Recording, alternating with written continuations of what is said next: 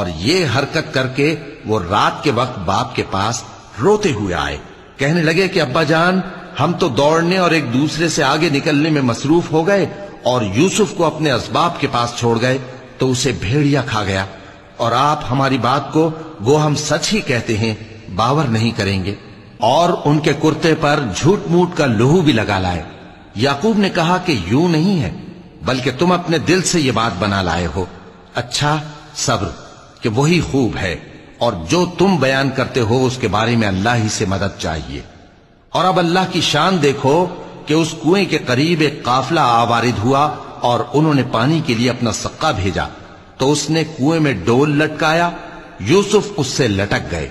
وہ بولا، زہے قسمت، یہ تو ایک لڑکا ہے، اور اس کو قیمتی سرمایہ سمجھ کر چھپا لیا۔ اور جو کچھ وہ کرتے تھے اللہ کو خوب معلوم تھا، اور انہوں نے اس کو تھوڑی سی قیمت یعنی معدود چند درہموں پر بیچ ڈالا، اور وہ اس سے بیزار ہو رہے تھے۔